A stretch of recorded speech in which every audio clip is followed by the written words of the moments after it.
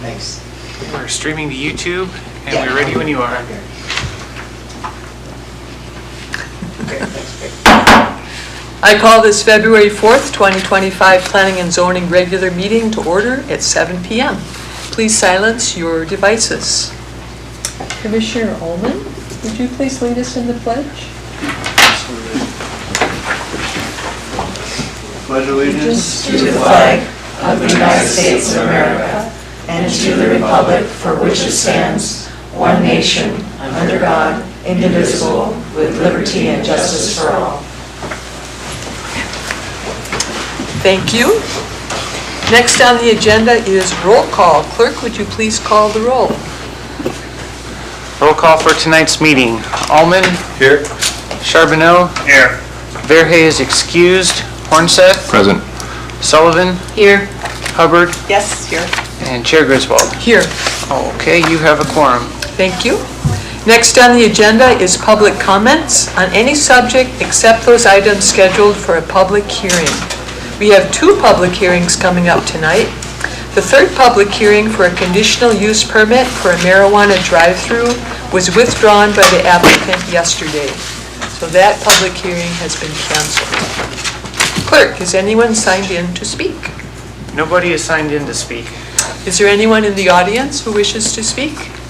Please come up and state your name and whether or not you live inside or outside city limits.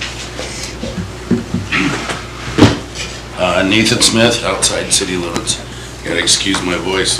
First wrestling tournament last weekend with the middle school. So I realized that it was withdrawn for the marijuana drive-through, but I did want to put some things out there for you guys to chew on. After watching last week's deal on YouTube there, it's part of the reason I'm in here. I think you did a good job. I think you were being badgered, and I don't think they realized that you guys were taking our voice and just relaying it, that it's not your personal ideas. And I really appreciate the openness. I mean, just walking in, these guys coming over and talking to us. That's what this board should be. And if there's any wonder why people aren't talking at the council, that would be it. So with drive-throughs and whatnot, some of the things I noticed, all the states that have drive-throughs also have open container laws. This state does not have one. That's a major issue, and we should look at that. There are things that we haven't addressed, like marijuana stores are able to do free samples. Are we gonna allow free samples to go through there? We got a lot of stuff to do with it. A lot of states don't allow edibles to go through the drive-through. Mainly because it is concealable from the law a little bit easier. You can hide your open packages. So there's a bunch of rules that we should look at and model after states that have been doing it for a while. Colorado might be a really good one. Even Washington State has it. And also on a lot of these drive-throughs, it is only strictly either marijuana or nothing at all. So to have a coffee shop and do marijuana, that's a gray area on things we want to do, especially when you have some of the liquids that you can put in coffee and you can do. It's all in the same store. So I think it's one of those cases again where we might have the horse in front of the cart a little bit. Let's look at it, think about where laws lie and what we want to do as a public. I think I could get behind if some of these issues were tackled and into law, then possibly having a window would be, for drive-up would be there. If it was definitely a medical facility doing medical marijuana, it's a whole different animal there. As you guys are going to discuss, medical one here in a little bit. We just don't have laws on how to judge an open container. Colorado, which is pretty forward-thinking, you can't have an open container on your person of marijuana. If it looks like it's been opened, if the package has been cut and any's been missing, you can get a ticket. So I think up here in Alaska, we need to have that conversation. Thank you. Thank you very much. Thanks. Is anyone else wanting to speak? Go ahead. Please state your name and inside or outside city limits. My name is Elle Zernia, and I'm outside living outside of city limits. There's nothing else I really have to say with regard to the opposition of the cannabis drive-through. I just wanted to come up and tell you all thank you very much. I feel like you guys have really advocated for the community. I think that you guys are very open to having us talk to you and feeling comfortable, and I appreciate all of the things that you guys went through on our behalf to be fair. Thank you. Thank you very much. Would anyone else wish to speak at this time? Okay, seeing none, we'll move on to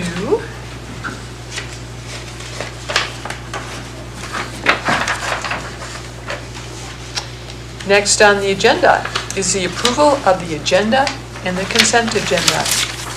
I need a motion to approve and a second. Make a motion to approve the consent agenda.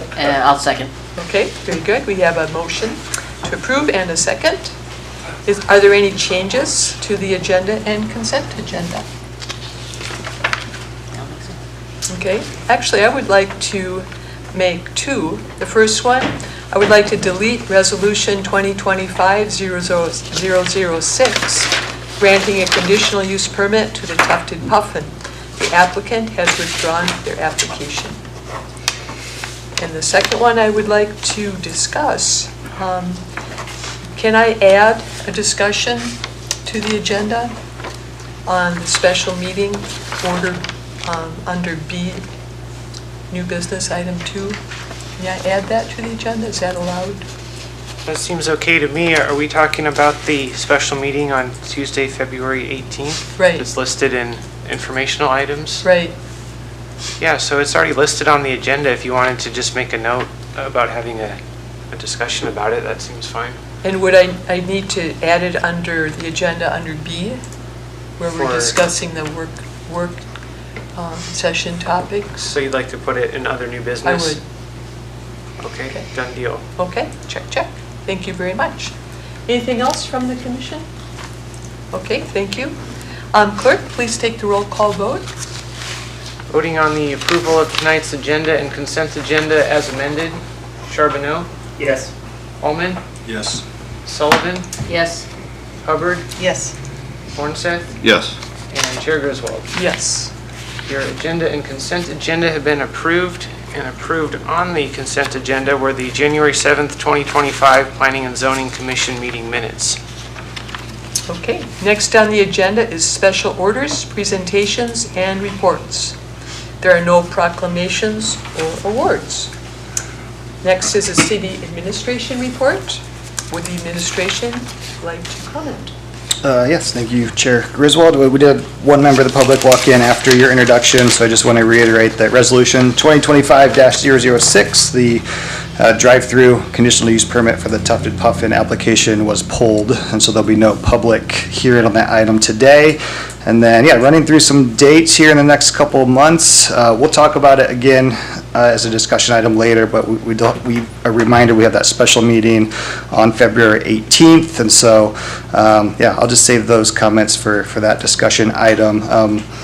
We do have 3 openings for the commission. 3 of the terms will expire at the end of this month, and so I wanted to point out a couple dates there. City Council will be appointing those 3 seats during their February 24th meeting, which means for applicants, if you want to get your information in to their City Council packet for that meeting, those applications should be submitted February 19th, which is a Wednesday, February 19th. There might be a little wiggle room if you get it in after that, but that's the best way to get your information in that packet. And so if you have any questions about what it means to be a commissioner, feel free to stop by our office. We'd be happy to talk with you.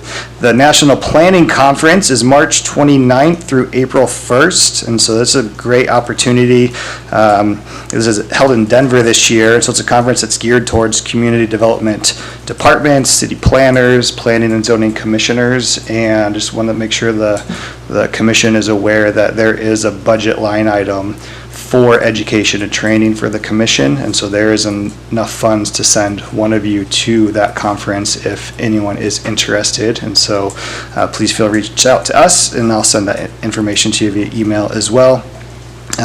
We, just so it's on your calendars, we do plan on scheduling a special meeting on April 8th. So April 8th is when our typical regular meeting will occur for the month of April. Originally it was on the 1st, but we pushed it back a week because of the National Planning Conference.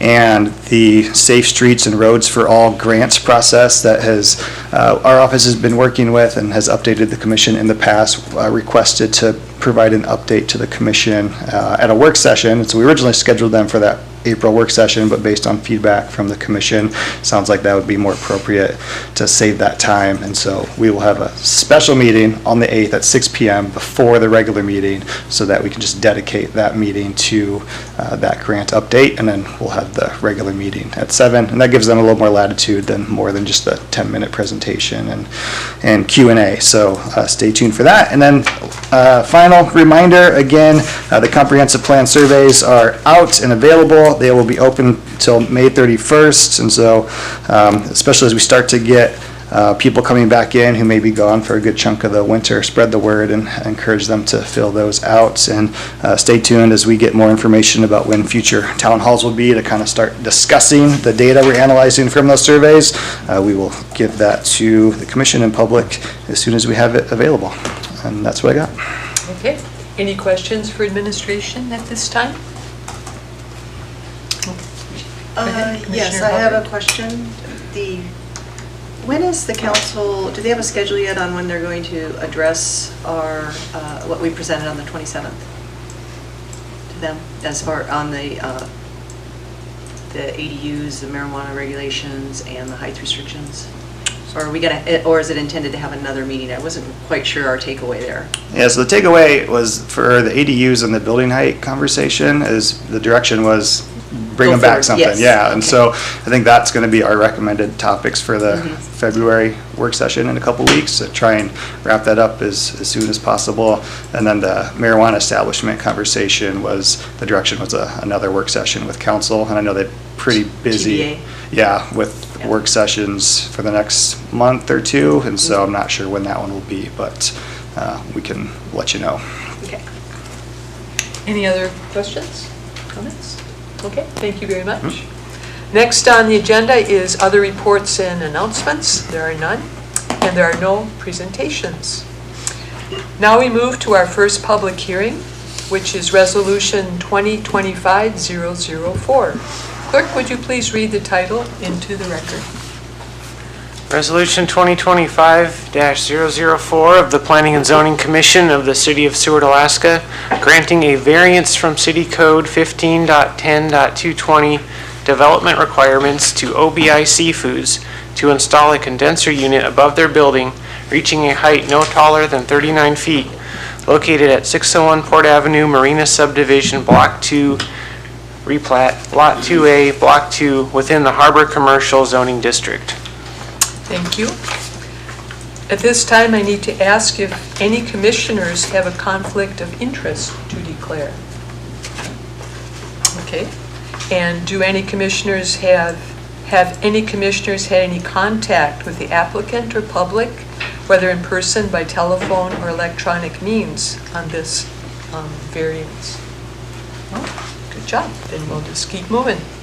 I need a motion to approve and a second. I'll make a motion to approve resolution 2025-004. I'll second. Okay, thank you. And administration, would you please provide a short summary of the matter and provide for the record any public comments or documents received, and briefly outline the issue? Yes, thank you, Chair Griswold. There are no comments from the public or additional documents that have been received. OBI is basically replacing and upgrading their current system that is being used for their plant refrigeration.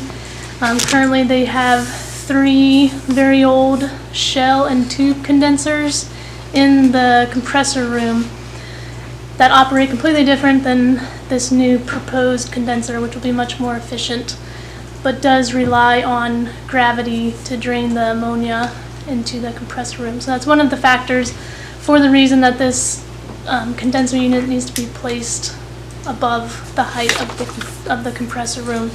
Also, if you look on a couple pages here, but starting on,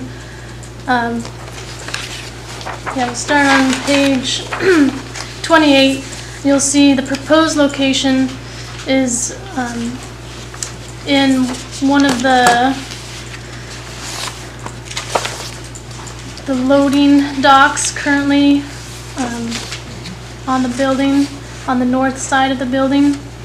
So another factor in the height is that the condenser is 9 feet and some odd inches wide, and so it needs to be above the height of those loading docks so as to not take up more than one space. And also on page 28, you'll kind of see the building design is highlighted in red over top of the plat to kind of get an idea of where the easements and the property boundaries are located. And then in yellow, you'll see where the condenser would be located in that loading dock spot, as well as the yellow line, which would be the fuel lines going to the compressor room. And then just to walk you just real quick through the design drawings on page 26, you'll see the front view of the condenser on the top left-hand corner. So there you'll see the width of it, 9 feet 10 inches, and then the length of it, from the side view, 36 feet 2.5 inches. And then on the next page, page 27, the bottom 2 drawings show the elevation of the condenser. So you'll see that the stand is the base of the platform on the stand on which the condenser will sit is 24 feet 9.5 inches, and then the condenser is of course 15 feet, so that brings it to a total of 39 feet and 9 inches. There is some wiggle room there, as I mentioned in the staff report. On these plans, it shows that OBI would like at least 4 feet of space there for snow accumulation, but in speaking with the applicant, there's potential to lower that. And so the applicant and the engineer are available for questions. I have the engineer on the phone here, and I'll just put this mic over here if anyone wants to ask him questions. He's available. His name is Justin. But the variance would be to allow a height reaching no more than 39 feet. So there would have to be already some lowering of the stand there to accommodate that 39-foot limit. Okay, thank you very much. Would the commissioners like to ask administration anything briefly? Not administration. Right. Actually, I have one quick question. When you were doing the research with the applicant, was there a history of this type of compressor, thing? If there's, of how it works in other areas, that we have some comparables on that? So it's a new critter, so to speak. And so do we know, as it replaces the old stuff, more efficient? Any concerns or anything else like that with that kind of system? Yeah, we didn't. No concerns came up.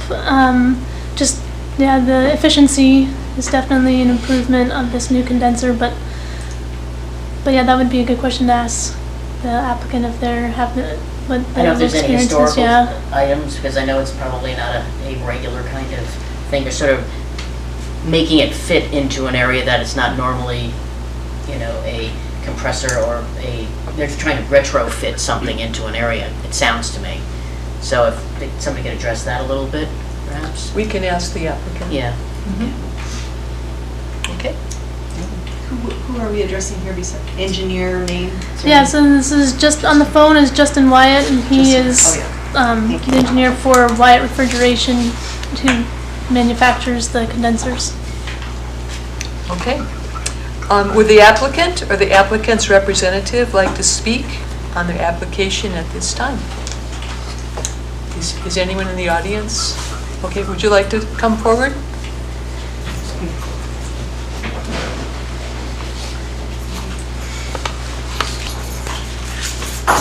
It'll be really easy. Would you please state your name and whether you live inside or outside city limits? David Ramirez, outside city limits. And Not, just 1 second here, I need to tell you a little bit more Okay. information, sorry. You will have 10 minutes Okay. total, but you may reserve time for a rebuttal at the end of the public hearing. Commissioners may ask questions through the chair, and time may be adjusted as needed. So would the clerk please set the clock for 10 minutes? Okay, to set. Okay, thank you. okay. You may start. I am not a professional. And Justin might be a better person to ask, but it's a condenser. It's typical. They're used everywhere.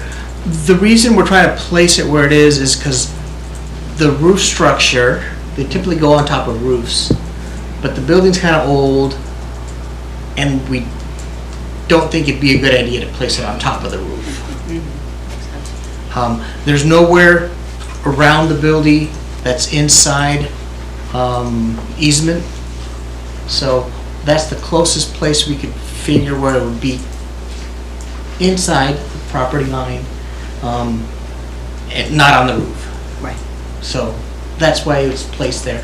And the problem now is the height and the existing roof that they're gonna match, and if there's any snow, it's just gonna hold it up. So that's why we're asking for a little bit, so we can clear that snow load.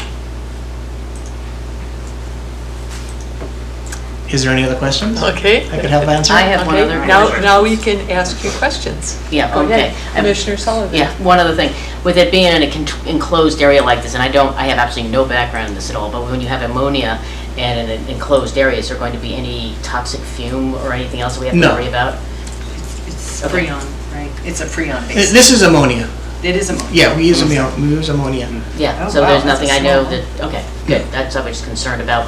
When I look at the diagram and where you're going to place it, you have fumes and, potential issues with the individuals that might be working there. So if there's no potential leakage or fumes, any issues, that'd be great.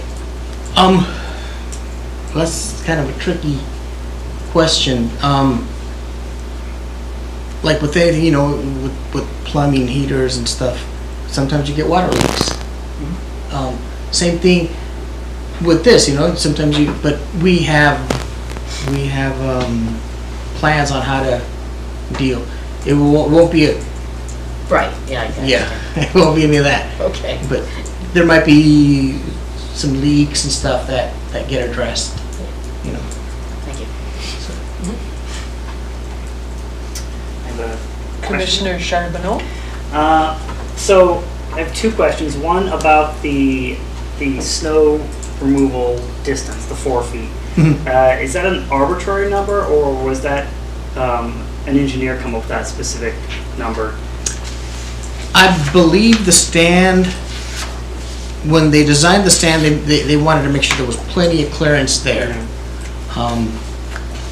And I think maybe that they realized afterwards that there was a height restriction. There's wiggle room for us to come down a little bit. I don't think we ever get 4 feet of snow on the roof. So there's room to bring it down if that needed to be the case. Yeah, it seems maybe a bit excessive, but that's just me. If an engineer, had worked the numbers and decided that 4 feet is needed, I don't see a problem with it. But if it's just an arbitrary number, it makes sense to bring it down a little bit to keep it lower. And then also for the drop for the ammonia to gravity feed, is there how much do you need? So the unit is above the roof. Is there a reason it's above instead of flush with the roof, and that way the snow can just go over it? Does it need that 4 feet 9 inches to drop? Yeah, because of, well, Justin would be the better, but I don't know if you can hear us and you can. You hear? Justin, can you hear the questions? Oh, he's not on speaker. Yeah, I can. Hang on just a second, you're very tiny. Okay, sorry about that, Justin. You should be good now. Okay, yes, I could hear that question, yes. Okay. So what's your final offer on height? So to answer that question, that was, I've worked for the last 25 years throughout the state of Alaska installing these condensers, and I'm always more cautious than not because of just liability reasons, really. So I was looking for some input, and we've got Bridget Courtney. No, it is Courtney. Yeah, you're right. It is Courtney. Yeah. Sorry. I'm working with a Bridget on another project. I apologize. Courtney connected me with the building inspector, and they had some great input because they've got the local knowledge that I don't have. So they thought that 4 feet of clearance was a bit excessive, and that was an arbitrary number. Mostly because of my dealings with construction in Cordova, which I understand now gets a lot more snow than Seward typically does. So the only reason for that elevation is to accommodate that condenser stand above the adjacent building to that van slot. And the reason for the overhang is because we only wanted to sacrifice one van slot, and so that's why we, although the condenser is wider than 8 feet, than the standard parking spot, we needed to elevate it because we also have a 3-foot working platform around the perimeter of the condenser. So all in all, it's roughly 6 feet. It's roughly 16 feet wide. So we didn't want to sacrifice another van slot by installing this condenser stand here.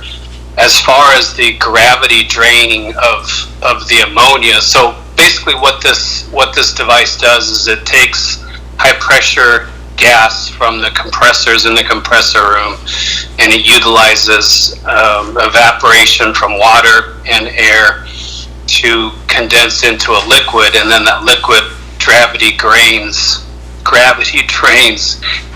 back to the compressor room. So that's the reason for the elevation, is so we can make sure that we gravity drain back to the compressor room. How much height do you need for that to work? So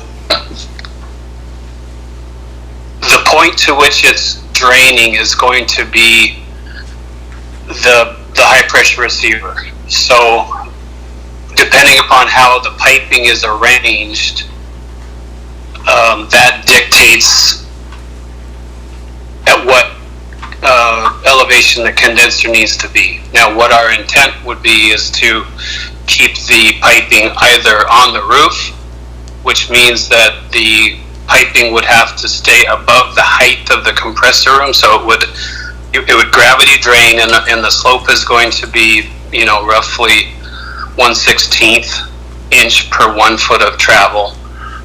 And so we need to travel about 80 feet back to the compressor room, and then we'll go down through the roof and then tie into the high pressure receiver. So whatever the height of the compressor room is, and I would guess that would be somewhere 18 to 20 feet, and then 80 feet, we would need not much slope, maybe 5-6 inches of slope for the run back to the compressor room. So we would need roughly 20 and a half feet, 21 feet, And so as you can see, we're 24 feet currently, but I think David and I have discussed, and we're willing to drop it 2 to 3 feet, depending upon what the local consensus is for snow removal. Because the one thing we don't want is during a large snow event is to prevent that snow from naturally sloughing off the roof and then, have a structural issue occur. Okay, so it seems like the height above the roof is necessary, not only for the width and not to take up too much space for the loading next door, but also to run those along the roof into the compressor room. So it is necessary to have it above the roof versus flush. That is correct, yes. Okay. So would it work to drop it 2 feet? You said you could drop it 2 to 3 feet. Would you be willing to drop it 2 feet to bring it down to 37 feet 9 inches?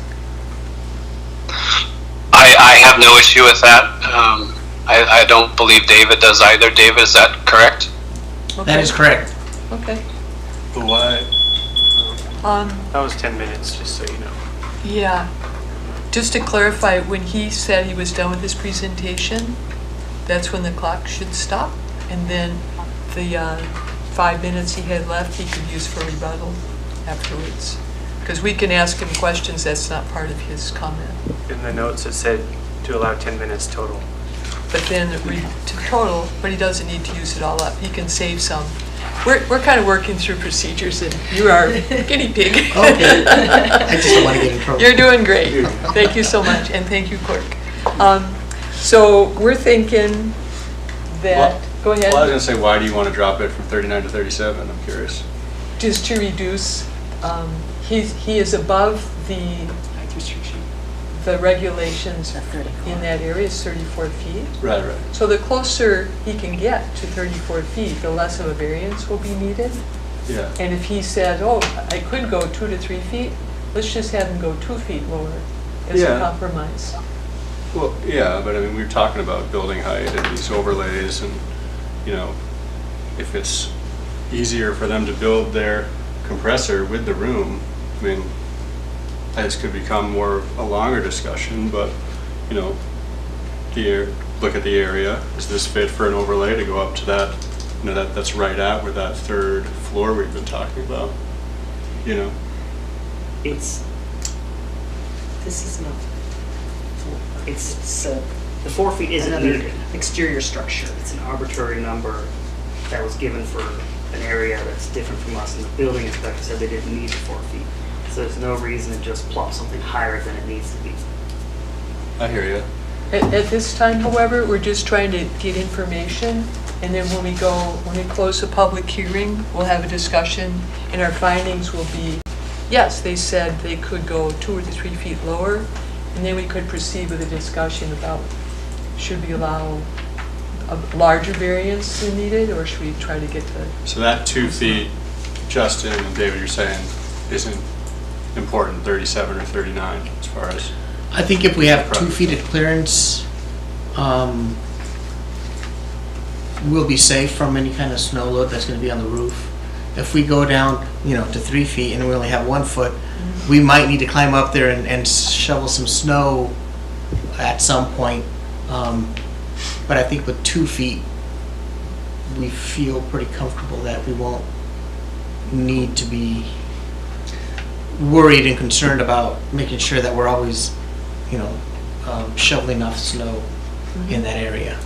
So I think 2 feet. Okay, so our finding here would be 2 feet lower is acceptable to the applicant.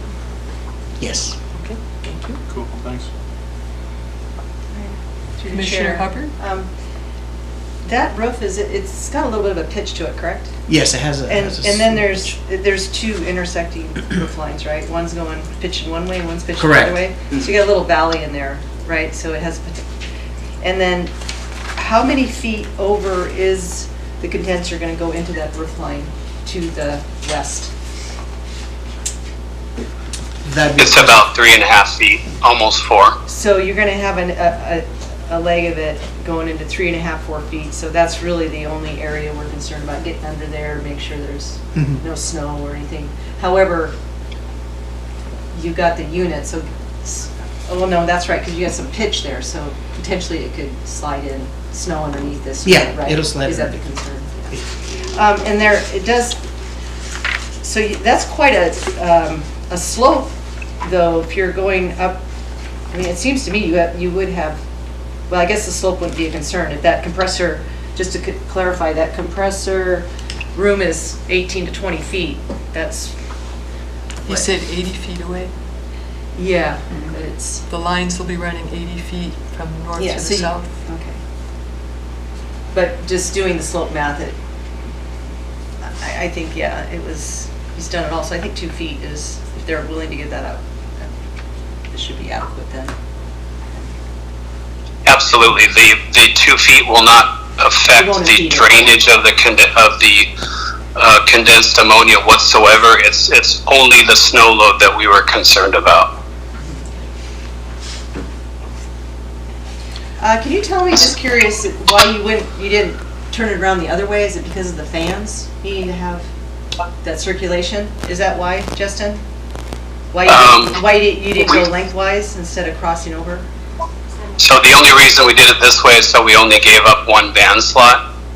And then for, economic purposes as well, if we were to span, and we did talk about this, if we were to span multiple van bays, then we would have to greatly increase the size of our structural steel because of the increased span. So it became a financial constraint as well as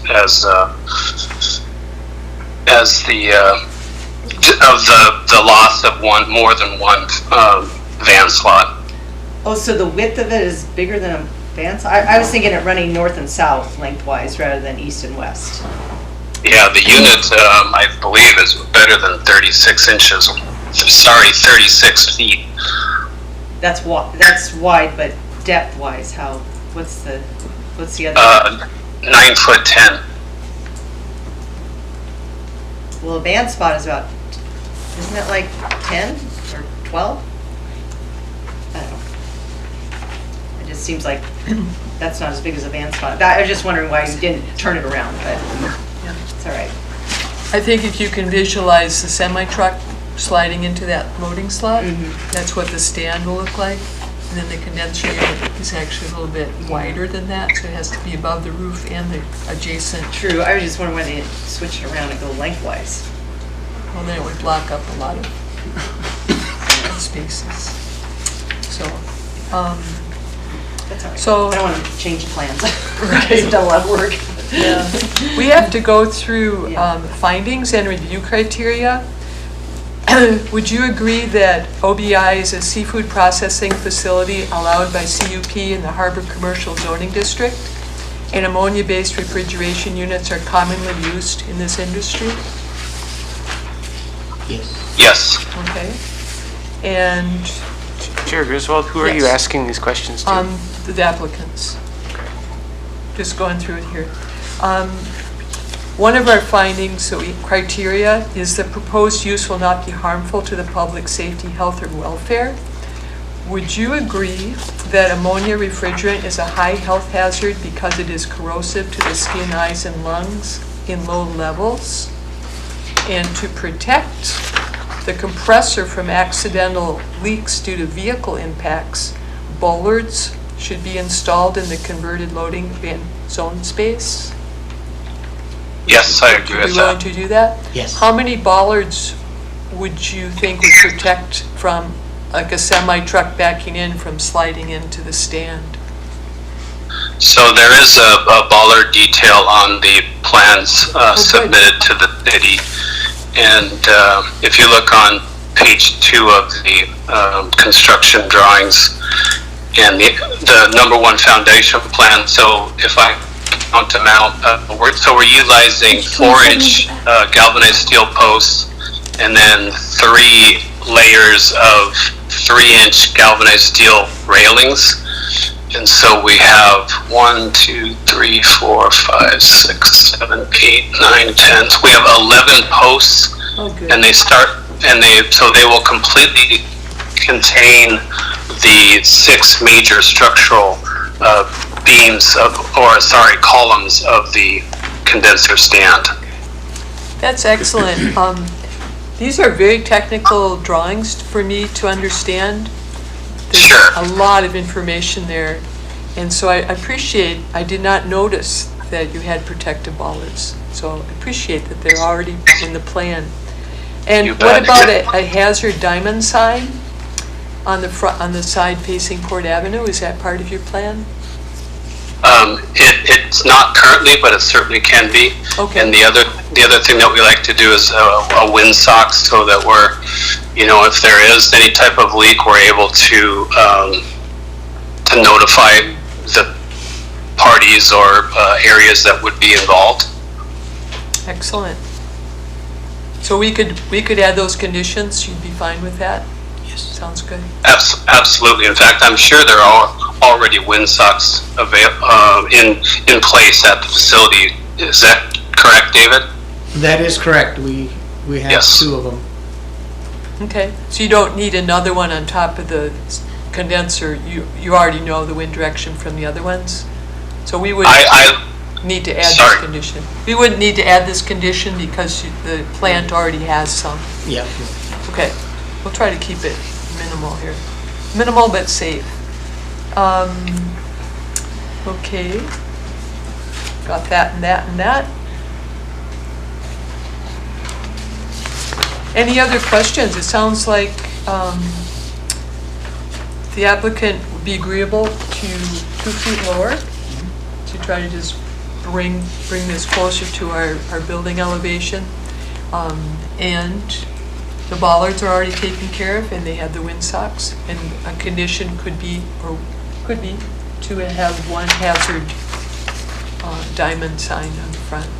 And I would state that, I believe that is a requirement that the fire chief will already enforce, is that hazard triangle.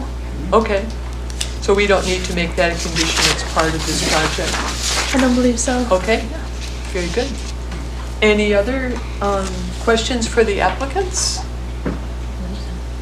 I appreciate, Justin, that you appeared inside this tiny little iPhone. And I appreciate, David, that you appeared in person. It's very nice Yeah. to talk to you in person.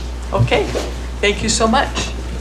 Thank you for your time and Thank you. consideration. Stand by while we proceed, okay? Very good. Alrighty. I will now open the public hearing. Clerk, has anyone signed in to speak? No one has signed in. Okay. I will now, does anyone in the audience wish to speak? Okay, I will now close the public hearing. The record is now closed and no further comments or records will be accepted. The commission will now proceed with a discussion of the resolution with our findings, any amendments, and the vote. Would anyone like to present a finding? And we have some handy dandy sheets that the administration passed out, if you'd like to use those. These are, because this is a quasi judicial proceeding, we are basically acting as judges based on the evidence, and we need to provide findings for the record, and that's our job right now. So the review criteria for a variance also includes conditional use permit. So the review criteria for a conditional use permit are: prior to establishing a use permit, it shall be established that the use satisfies the following conditions. The use is consistent with the purposes of this chapter and the purposes of the zoning district. So my finding was OBI is a seafood processing facility allowed by CUP in the Harbor Commercial Zoning District. Ammonia-based refrigerant units are commonly used in this industry. So I find that finding is true. Okay. The next one is the value of adjoining property will not be significantly impaired, and I found that was true. The proposed use is in harmony with the comprehensive plan, which is two of them, or support private sector business, employment and programs, and support and encourage the growth of business. And those were in our packet. Okay. Public services and facilities are adequate to serve the proposed use. Yes, the site is served by city electric, water, sewer, and public roads, Port Avenue and T-Dock Street. Yes. The proposed use will not be harmful to public safety, health, or welfare. So, to protect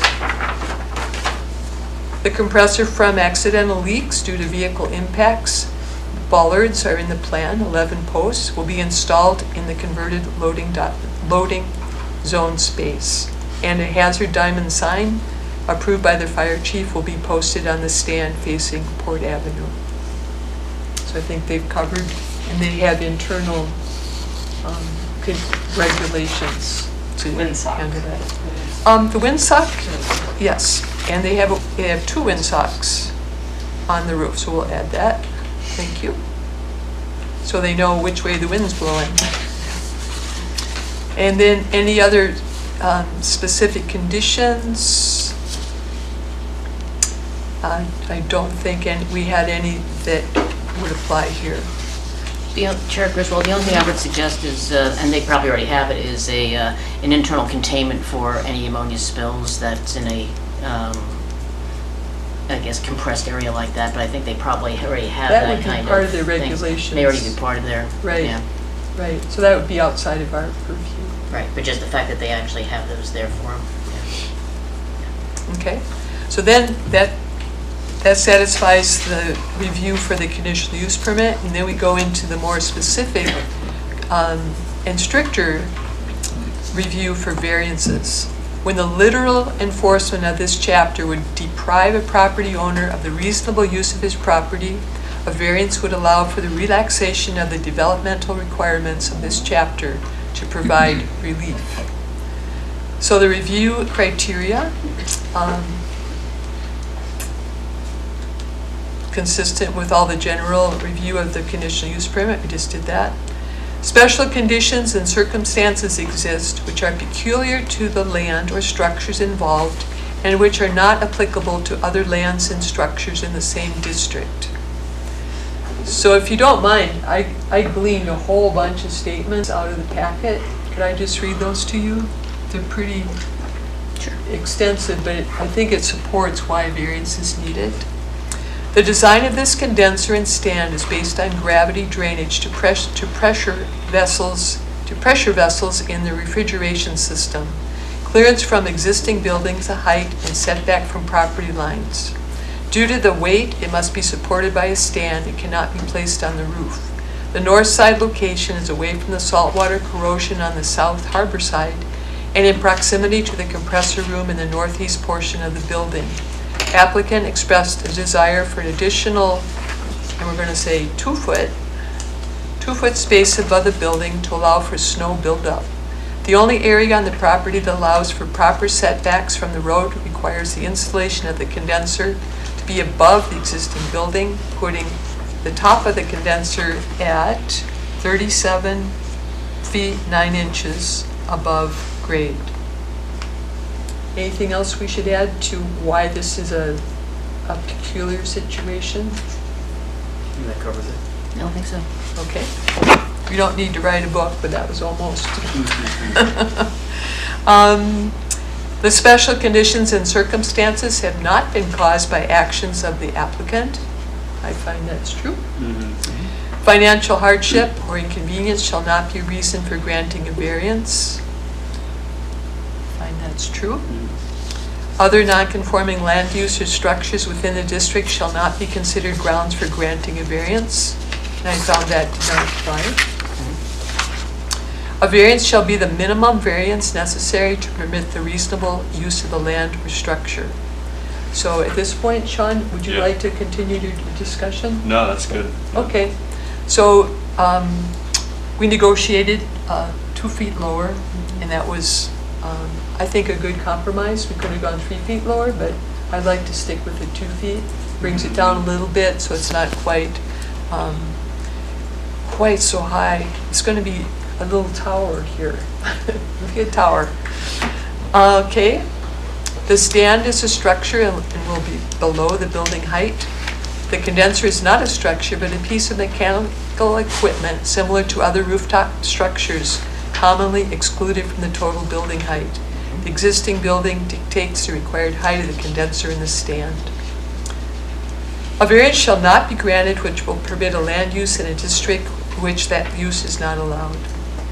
And the use of the building, seafood processing, remains the same. The goal is greater electrical efficiency and use of less water. So, any other findings that would plug into any of these areas?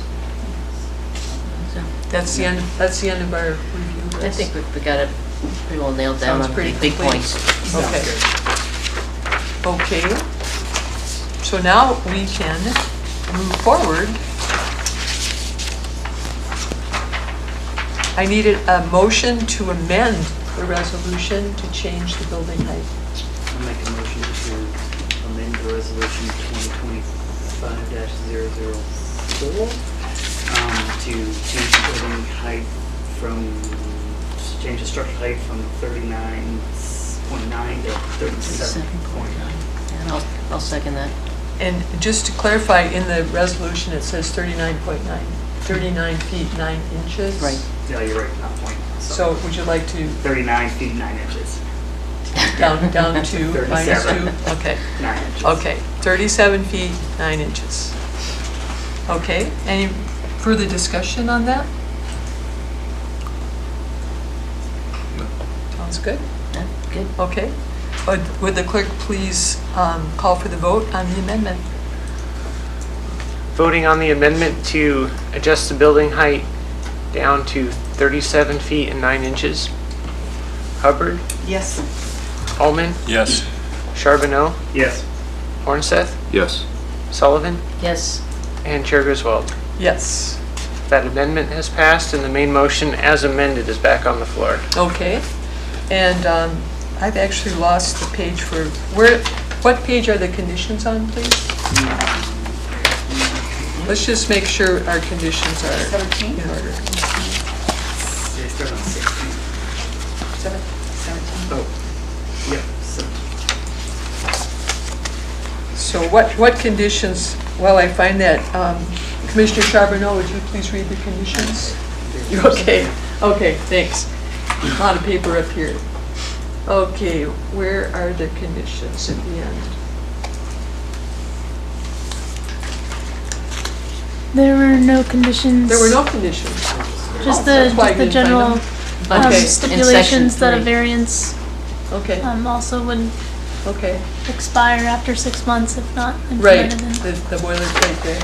So there are no conditions. We found that the public health and safety concerns were already addressed in the plan with the bollards, and they already have windsocks, and the fire chief will direct the placement of that hazard diamond sign on the front. Do any commissioners have any other conditions you'd like to add this time? That would be a motion.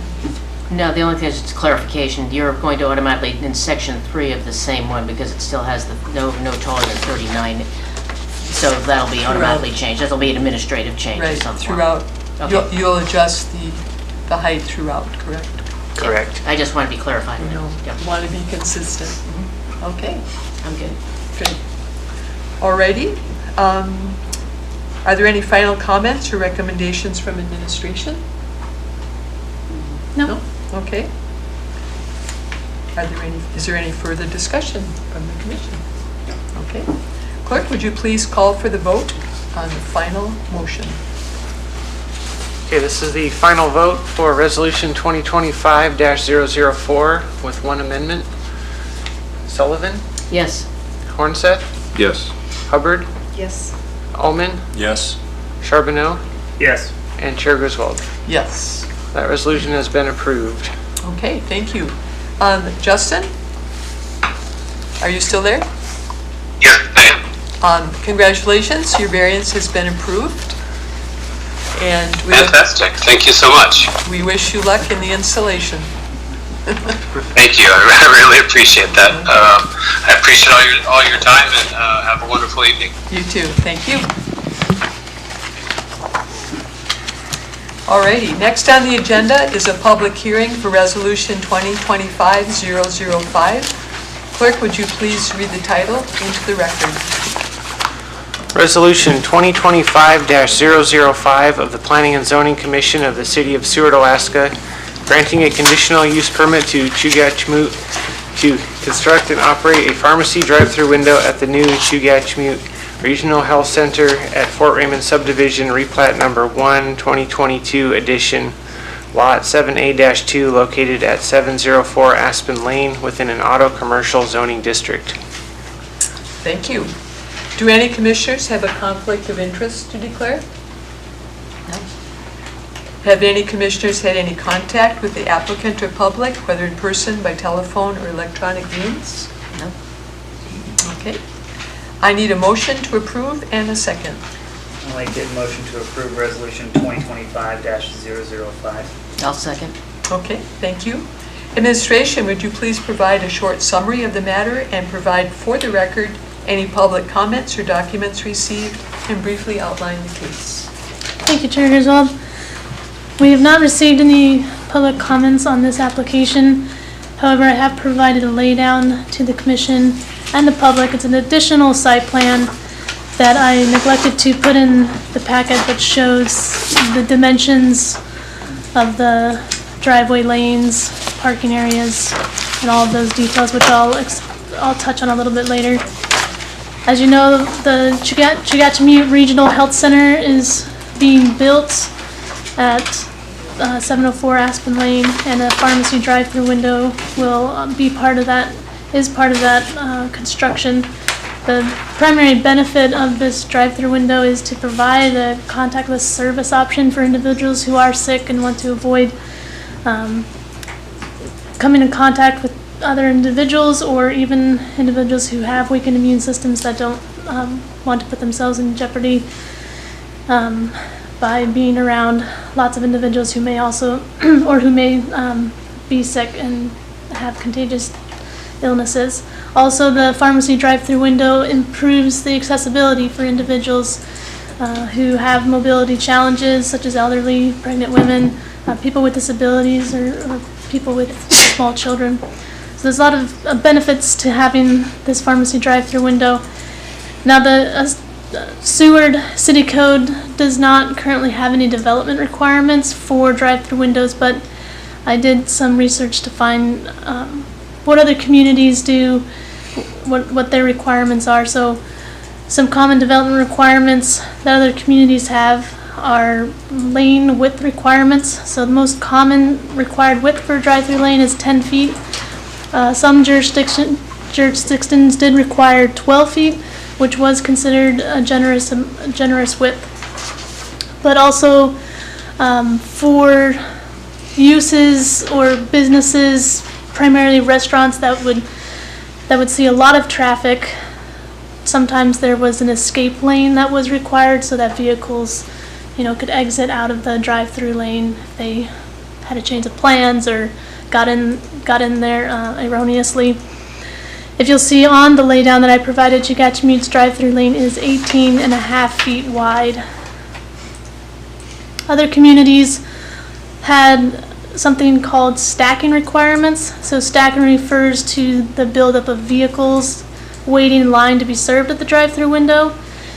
To prevent vehicles from stacking up excessively and then extending onto the public right-of-way or interfering with pedestrian circulation or other parking space areas, a certain distance is required behind the window to accommodate the stacking of vehicles. So what I found in my research of other communities and their requirements were that restaurants and other typical businesses that have a high amount of traffic would usually require the most stacking at about 4 to 7 spots, measuring 8 feet wide to 20 feet in length. So we're looking at about 80 to 140 feet of space for stacking.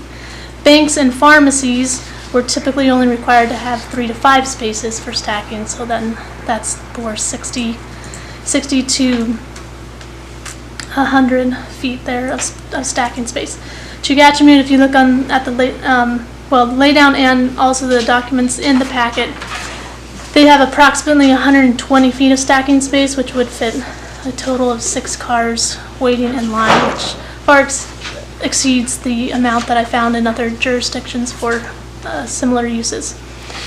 And then finally, the setback requirements. Seward City Code does have special specifications that driveways and parking and similar uses are permitted within the setbacks. So this proposed location for the pharmacy drive-through lane does meet our setback requirements. Thank you. Very thorough. Any questions for administration? Okay. Would the applicant or the applicant's representative like to speak on their application at this time? Sure. Thank you. Please speak from the table, state your name and whether you live inside or outside. My name. You have, 1 second. You have 10 minutes total, but may reserve time for a rebuttal at the end of the public hearing. Commissioners may ask questions to the chair and time may be adjusted as needed. Please proceed. My name is Elby Tatum. I live outside of city limits. I'm Chugachamute Health Services Operations Director. And so Courtney did a great job kind of presenting what our request is. We are not a high volume pharmacy by any stretch of the imagination. So any of those restrictions or needs for stacking or anything like that, I don't at all see any issues with. We were very, very intentional about how we set up the building, how we set up the site. And, you know, we really just want to have this service available. Currently, we occupy a 2nd-story building, and when we have people who have mobility issues or are sick and don't want to come into contact with others, they usually require other people to assist them. And so it kind of either that or we will like bring it down to them, and so that requires our staff to kind of stop and pause and take that time, which we definitely do accommodate as needed. So, you know, we have a very large lot, as everybody who drives around sees, and so we do have kind of the amount of space that we would need for this to be a safe operation. So I'm happy to answer any questions that anybody has, but I appreciate your time. At this time, we'll stop her clock. Thank you. Any questions for the applicant? Yes. Yeah. Commissioner Hornstein. Thank you. Yes, I have a question about just pedestrian access for the drive-through, and if you ever plan on operating the drive-through with the rest of the facility closed. We would never be operating the drive-through with the rest of the facility closed. And then as far as pedestrian, there's no pedestrian access right there. It's a driveway essentially. So if we had pedestrians, we are pursuing LEED certification for the building itself, and so part of that is having, you know, green energy. So we have a bike path that ties into, and we will have biking. So if we had people who biked in and needed to get their prescription and didn't necessarily want to come in, we would have kind of those regular accommodations that we already use right now, as far as there's beautiful benches outside and they would call us and we would bring it out to them, instead of potentially having a safety hazard of people, you know, driving, walking, rolling, whatever, in something other than a vehicle that should be occupying that space. Thank you. Can I ask a follow-up question? So would you be okay with a condition that was added that says something along the lines that the pharmacy may only be operated if users of non-motorized vehicles and pedestrians are provided equivalent service? I don't see why that would be an issue. Thank you. So are you saying that when the pharmacy's open, provisions for pedestrians should be available too? Mm. Okay. At the drive-through window? No. No. So it sounds like you do something similar to what you do now. You would have a staff person deliver the prescriptions to someone outside. Correct. Under the canopy on a nice bench. Right. And somehow they would pay for it? How would they pay for it? I mean, we would have to figure that out. Right now, our pharmacy is only used by our beneficiaries, and so there's no cost to them. We do bill their insurance if they have it, but there's Okay. no cost, so. So it'd just be paperwork, basically? Exactly. Yep. Paperwork and counseling, which we have enough space in our lot that we'd be able to do that in a HIPAA compliant way, so. Okay. Any other questions? So just to clarify, only your members or the Native community that would qualify to use that drive-up window? That's currently the way that we operate, that we use that as our own restriction, and so there's no restrictions with our funding in that way. At this point, operationally and organizationally, we don't have a plan to change that in the near future. We have Safeway Pharmacy, and there's no reason to have any sort of, we're not trying to compete with anybody, so it's mostly for the beneficiaries at this point.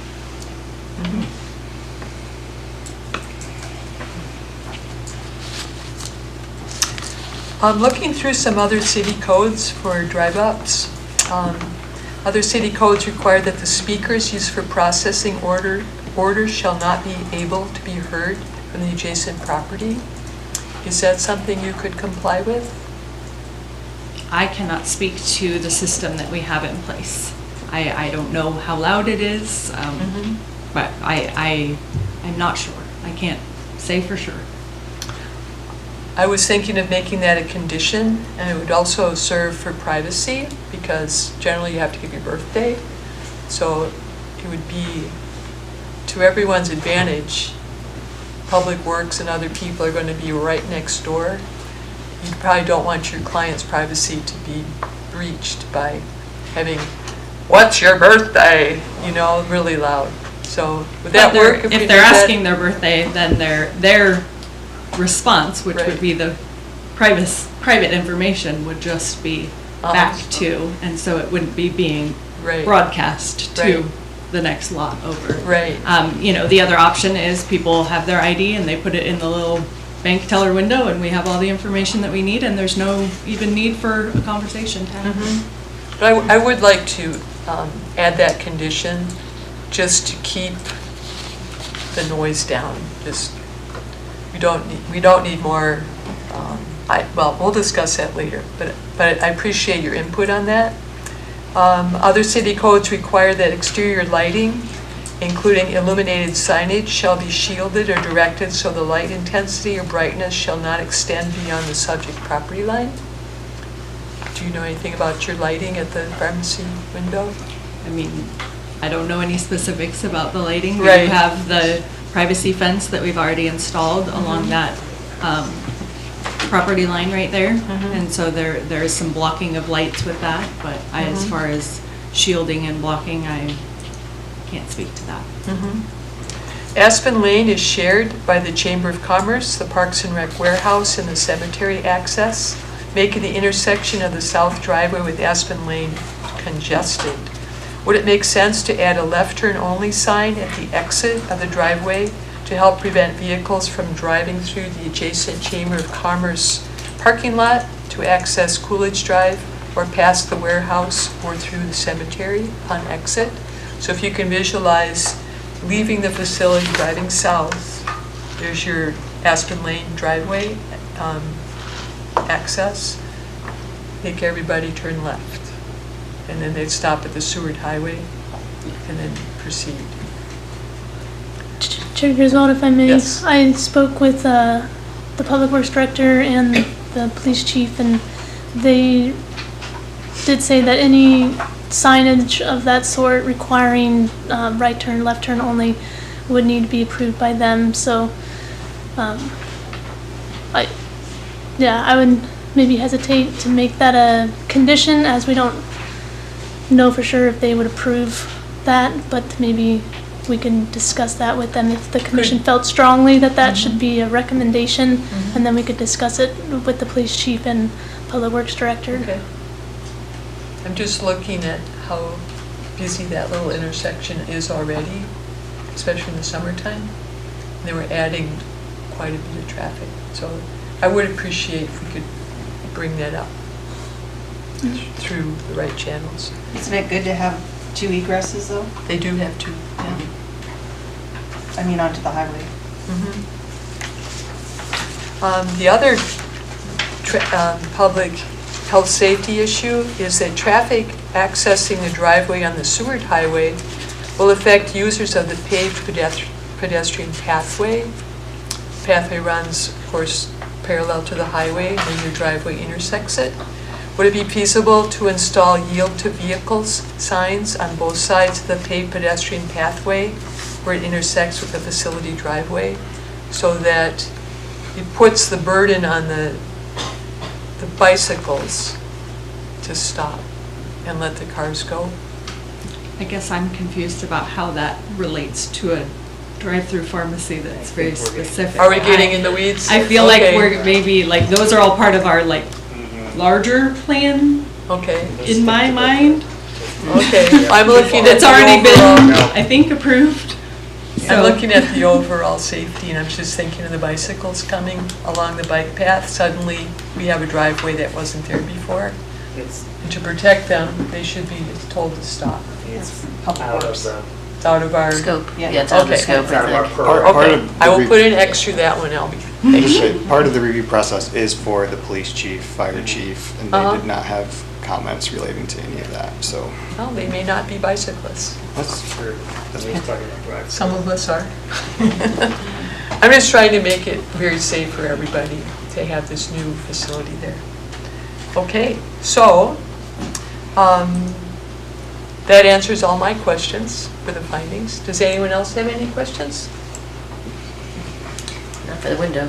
No. Okay, okay. Thank you very much. And now we'll move on. I will now open the public hearing. Is there anyone signed in to speak? Nobody is signed in. Okay. Does anyone in the audience wish to speak? No? Okay. Then we will close the public hearing. The record is now closed and no further comments or records will be accepted. The commission will now proceed with the discussion of the resolution with our findings, any amendments, and the vote.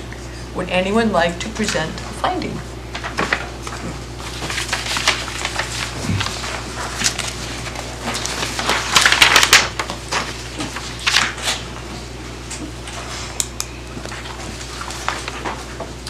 Let's just go through them then. The use is consistent with the purpose of this chapter and the purposes of the zoning district. From the packet, a health clinic is allowed outright in the AC zoning district. However, a drive-in facility requires a CUP in the AC zoning district. So that one, yes? Yes. Sounds good. The value of the adjoining property will not be significantly impaired. Yes, that's good. Okay, I'll give up my safety concerns on that. The proposed use is in harmony with the comprehensive plan, and what was cited by the applicant in the application is we value effective, accessible, and affordable healthcare. We support expansion and modernization of healthcare facilities. We support and develop opportunities for individual and community health improvement, specifically healthcare, community partnerships, and economic development. That's pretty comprehensive. Okay. The next one, public services and facilities are adequate to serve the proposed use.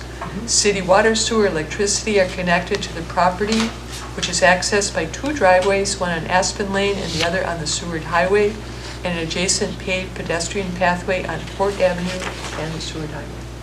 Check. The proposed use will not be harmful to the public safety, health, or welfare. And I will delete my 2 little things there. The proposed use as a drive-up will not be harmful. Yes? Any and all specific conditions deemed necessary. The applicant will work with the building official through the building permit process to address any requirements for International Fire Code and International Building Code. The drive-through window will be restricted to vehicles only. We already have the covered pedestrian waiting area as a bench, so we don't need to add that one. At this point, we could discuss speakers used for processing orders shall not be able to be heard from adjacent property. Would you like to keep that one? I don't think we need to say it. I think it's gonna be, that's already gonna be in there. Normal speakers don't. I just shove got it across. from other city codes, assuming they have more experience than we do. I'm not opposed to it, I'm just Yeah. saying, I don't know if it's necessary. I think reasonable.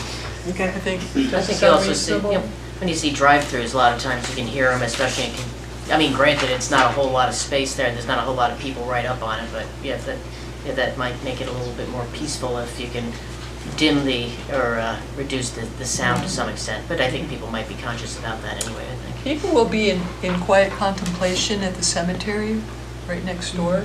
And I don't think they'll need to hear Probably not. the pharmacy. Oh, if they could do that, I would like it. Okay, thank you.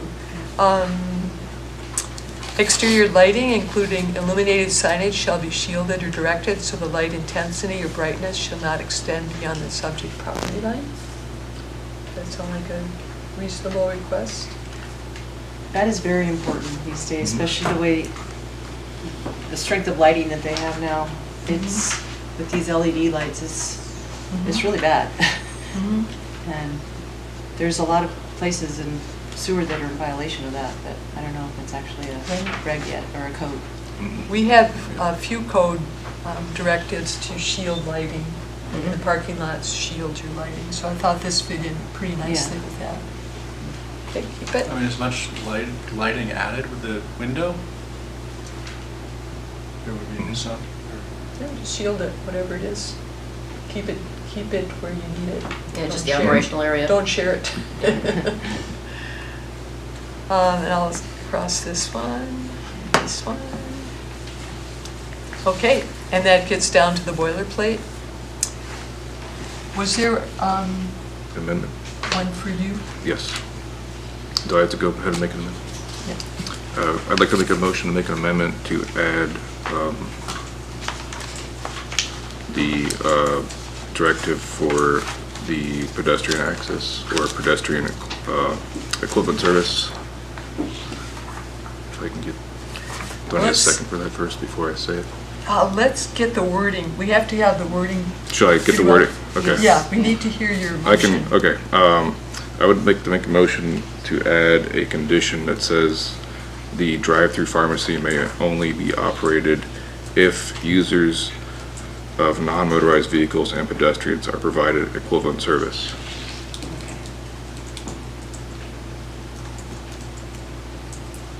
Do I hear a second? I'll second. Okay, discussion. Would you like to start with your discussion? Yeah, this just comes from our vehicle-centric society, and I think if we are going to provide any drive-through, we should always provide an alternative for people without vehicles, whether they're on foot or bike or anything, roller skates. We should be thinking about everybody not everybody has a vehicle. So this says, sure, the drive-through can operate, but if it is going to operate, I don't want it to only be a drive-through. So give somebody an option, because there are drive-throughs that operate in the U.S. that close down and do not allow pedestrians to go through. So just wanted to kind of nip that in the bud. Rhonda, as the person who seconded, did you have any additional comments? Just concur. I think it would be fine to include this as a condition, even though they say that they would. This will make sure that they will. Yeah. I don't think it's necessary for a medical facility. I understand where there's businesses that operate a drive-through that do close down and do not allow pedestrians, but for a medical facility, I don't think that that's one of them, because they're there to offer services to people regardless of how they get there. So while I'm not opposed to it, I don't think it's necessary. I just think it's an extra unnecessary item. I think maybe it's a fail-safe just to put it in there to make it acknowledge that it's something that is being considered. They're doing it anyway, they're going to do it anyway, and the fact that it's in there just, I guess, solidifies it on both sides of the fence of the people that are, you know, granting the CUP and the medical facility that does it anyway. So I think I'd be okay with putting it in there, because I don't think it adds an added burden, they're doing it anyway, so. But, yeah, it's interesting, good to bring up. I wonder about the wording, you know, because I just wouldn't want them to be stuck, you know, like something I can't foresee comes up and that service is hard to do for a bit and now the window has to close. So maybe the wording, you know, which was done on the spot, maybe, which is, could be more, I don't know, I don't have it ready, but like make an effort to also provide this service, you know. It's just things maybe we can't foresee, where maybe they have to close the window because that service can't be provided due to staffing, or I don't know. But I like the direction of it, you know, I'm with you there. Just, yeah, looking out for the applicant to be able to do the job. Yeah, and just operate, you know. So, Commissioner Horn said, or did you, what's the difference of just walking in and getting your prescription there? The difference is, part of the reason the drive-through was proposed is for those who are immunocompromised or, well, that's the number one reason, who don't want to interact with anybody, or who have maybe something they don't want to spread to others, and minimizing their contact, so. So in your research, Courtney, I've seen where people will walk up to drive-through windows and order stuff. Is that, they pose it as a safety hazard, and I don't know, getting in line with a bike or whatever. Right, it's not good practice to have pedestrians and vehicles in the same lane unless it's specifically designed to accommodate pedestrians and vehicles, such as having a sidewalk or designated pedestrian area. And this window has been designed to be specifically a drive-through, so to just say, okay, yeah, we'll take pedestrians at the window would not be safe or advisable. Can I rephrase my amendment, perhaps?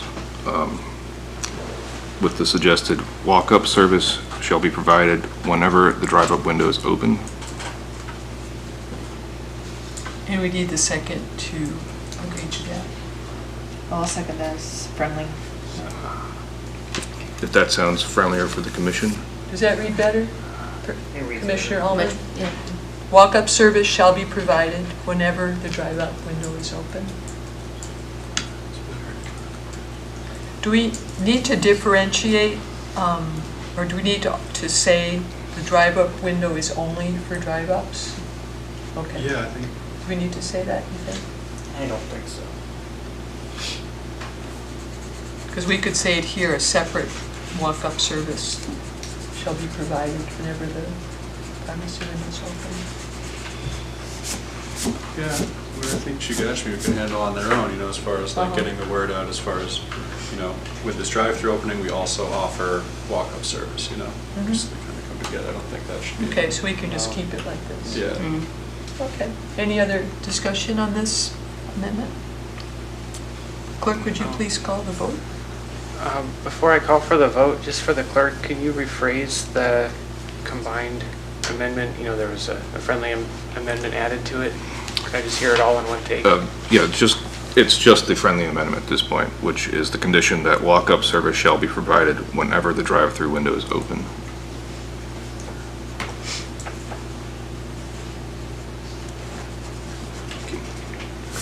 We can't ask her anymore, like, okay. Unless the chair allows. We could suspend the rules. Yeah, suspend the rules. Would you like me to suspend the rules? Sure, yeah. I'd like to suspend the rules, so Commissioner I Allman. think you did speak on this, but does that sound okay to you? Does that, like, would you want I to? think as long as the stipulation it sounded like it is a little more generalized, but it almost implies that walk-up service to the drive-through window would be required. And so if there's some way to make it clear that that's not the requirement of the stipulation, because we're talking about the permit is for a drive-through window. Right. And if the the stipulation is that anytime that window is open or operating, that we also allow walk-up service. Like, is there, to me, that says you have to do both at that same window because the permit is for the operation of the window. So you're okay with the service that was discussed where they wait on the bench and come out whenever the window's open? That's what they do, yeah. So let's just, so we can just, that could even help separate and clarify that there is no walking up to the window. Say curbside service, would that be a better term? Curbside service would be provided? But the window, anytime the window's open, the clinic is open, and someone can come down and deliver their medication to someone who has walked and sat at a bench out front or biked. We could also add a second condition that says the drive-through window is for vehicles only. And that would be real clear, and then this would be the second one. I don't think we need to say that. I think that that's- gets too far. Maybe the That's walk-up, maybe the That's already walk-up understood. part is confusing. Maybe Okay. we just rephrase that to, Okay. I don't know. And as the applicants already stated, they already do it. I mean, you're trying to Yeah. make a condition and phrase it so that it meets their needs, but they already do it. Yeah. So it might just make it more complicated. So at this point, depending on how the commission feels, we could ask the maker of the motion to rescind his motion, the second to agree, and take it off the table, or we could proceed with a vote and see how strongly everybody feels about making sure this is in their conditional use permit. Right? Once it's been motioned and seconded, it belongs to the whole commission, so you Okay. can't just take it back on Okay, an then we individual need- basis, so we just need call to for vote. the vote. Is there any more discussion on that? Okay, let's call for the vote. Okay, voting on the amendment regarding the walk-up service when the drive-through is open. Charbonneau, No. Allman, No. Sullivan, No. Hubbard, Yes. Hornseth, Yes. and Chair Griswold. No. Okay, that amendment has failed, and the main motion is back on the floor. Okay, any other conditions at this time? Okay, we're ready to call for the vote. Okay, the final vote on Resolution 2025-005.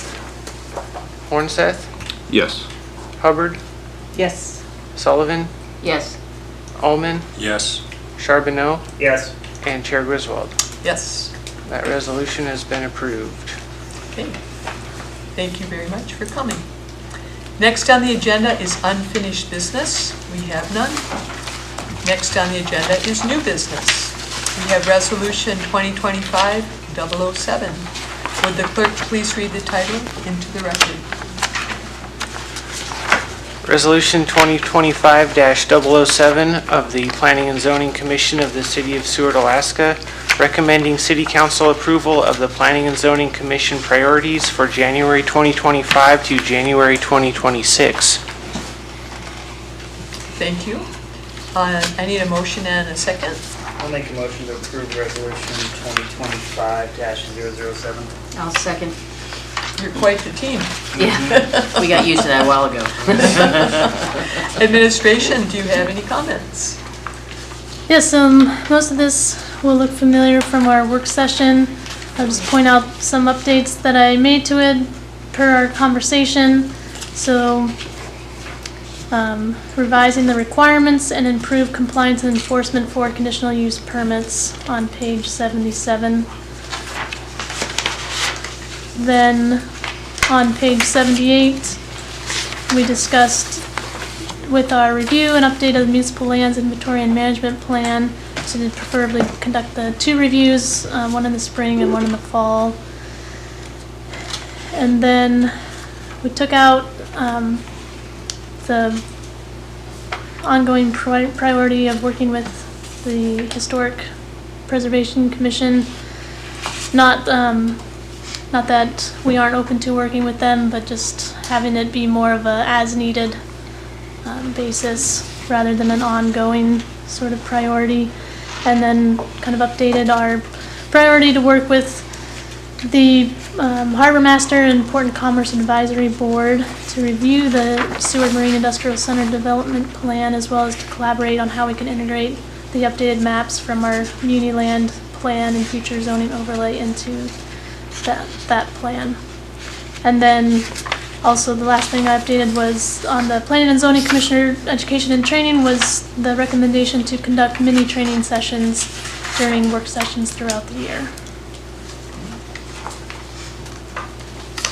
Any comments from the commission? I like it. Actually, I think it's a pretty good,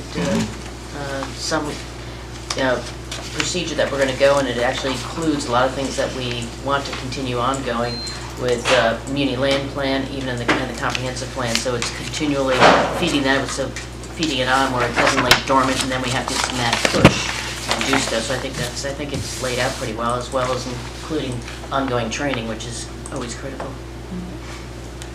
Any other comments?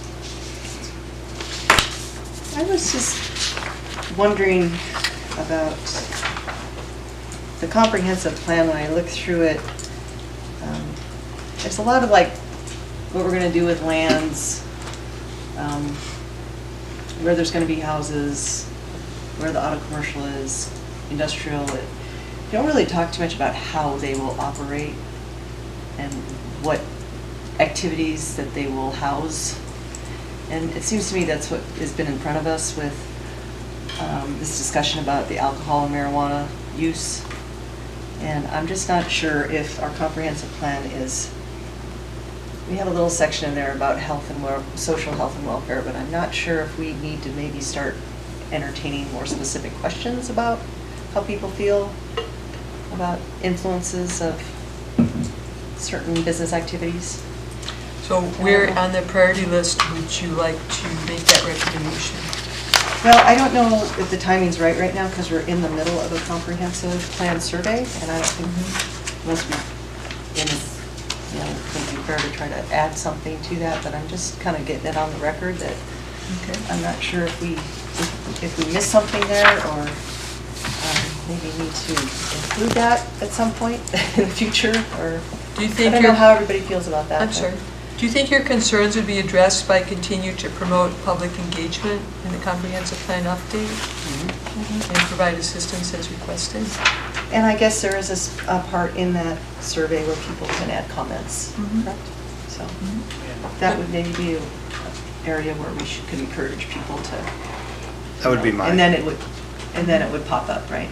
Yeah. Right. Because our office is tasked with facilitating the update, but we don't want to view Right, you don't ourselves wanna as the disrupt drafters. it. Like Yeah. that's the community drafts it, and so at this stage, Yeah. the best thing people can do is like, hey, if this is a concern, fill out the surveys, include that information, come to the town halls, have that information, present that information at those meetings, because that's how information gets put in the comprehensive plan. Yeah, I think it just lends to character and, what we value in our community. Good. Well, you're on the record. Okay. Thank you. Any other discussion? With the clerk?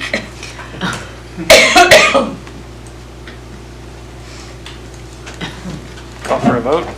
All right.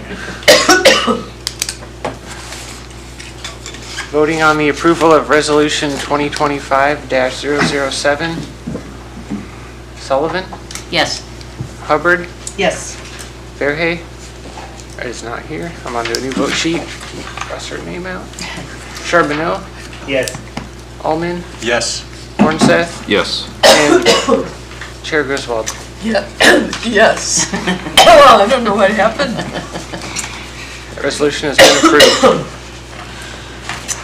Luckily, we're almost done. Weird.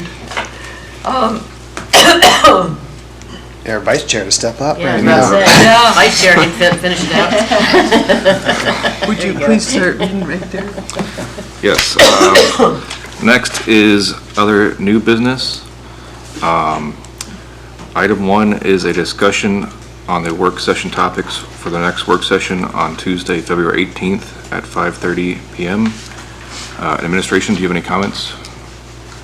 Yeah, so our initial thought, again, this will be a shorter work session with that special meeting, but based on direction from council to bring them back something regarding the accessory dwelling units and building height, our first thought was hit on the ADUs at that work session, as that seems to be the closest, and then up to the commission if you want to tackle building height and at least start that conversation if you think, ADUs I feel like is pretty dialed in, but so we might have time to jump into building height in that time period, but that would be our recommendation, is one or both of those topics. Thank you. Commissioners, do you have any comments? That makes sense. It'd be nice to finish off the one we're closest to, put a nail in it, and if we have time, Move on to the other start one. on something new. Absolutely.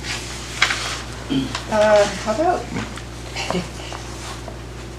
I'm hung up on this lighting, and maybe it's because it's so dark out that we see this lighting thing. We had a complaint, and it was legitimate of light pollution. Is there going to be a time where maybe something like that could be discussed, or is that something in our bandwidth, or how?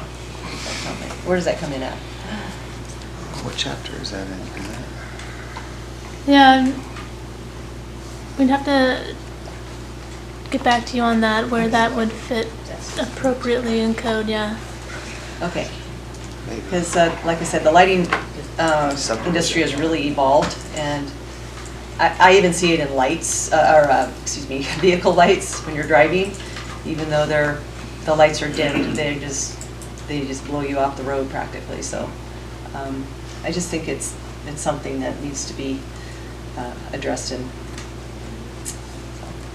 Is the lighting in the parking chapter? I don't think so. I thought it was in chapter 16 into subdivisions, where we have when we put things in, the lights and things like this, and we discuss shielding of lights. That's where I'm thinking offhand. So we have a discussion on chapter 16, maybe have more refinement on that for the lighting in the certain areas. Don't know how to handle the car stuff, but we'll leave that to the cops. Just as an example, there was a new house that was in our neighborhood, and they have a light on their garage, and it blasts through several lots in front of them, just right in front of their neighbor's windows, and I don't know if that's our area, but. Yeah, so, if someone does subdivide land, there are public improvement requirements. Street lighting is one of them, but the wording is street lighting shall be installed in accordance with the requirements of the city, and so. And then we usually make those up when we decide to shield or do whatever. We started using that term of, what is it? Downward illumination? Shall be downward shielding lights or something. It's the wording. It's a newer We took it thing. from one of the websites that was dealing with keeping neighborhoods and cities a little darker and reducing light pollution. That's where we took that from. Yeah. yeah, we can enjoy the northern lights more. The lights were a little bit lower. You could see the sky, and yet still light up the roads. So I know we have snow issues, but it might be something we want to consider. Okay, thank you. Yeah. Anybody else? Anything else? Okay, item 2, which we added, I believe, is a discussion on the special meeting following the work session at 7 p.m. Administration, do you have any comments on this? Sure, the original goal of this special meeting was to try to wrap up a few things before the terms end, and we still got some work on those items, and so looking forward to continuing those discussions at the next work session. But I still think this would be a good meeting to hopefully adopt the updated rules of procedure document. So we have that for any onboarding of new commissioners, and then we can use that as like kind of the kickoff of our mini trainings during work sessions to kind of hit on that. And I think we're just going back and forth on a lot of rule procedural issues, and so I've already got a list started of different topics that Rob could maybe help us out for some of those trainings. But essentially, we have 2 items that we like to put on that agenda is one, the rules of procedure document, and then two, I mentioned at the last work session that it was gonna come up in front of council, the residency requirement for planning and zoning, and so I can give you an update on that. I did speak to council on that issue, and they weren't opposed to the idea. Their direction was to kind of wait and see how this cycle goes with how many applicants we get for these open seats that are upcoming, and then revisit if we're still short or struggling to meet quorum. But in the meantime, they did say that they would appreciate feedback from this body, and so we were going to put a discussion item on that meeting so we could get your input and invite members of the public to weigh in on that as well. So those would be the two topics for that special meeting. That'd be good. I have thoughts. Thank you. Does any commissioner else have another comment on this? All right. Next on the agenda is informational items and reports. Here is a reminder of the upcoming P&Z meetings. The next work session will be on Tuesday, February 18th at 5:30 p.m. here in the council chambers. There will be a special meeting on Tuesday, February 18th, starting at 7 p.m. in council chambers. And the next regular meeting will be on Tuesday, March 4th at 7 p.m. here in council chambers.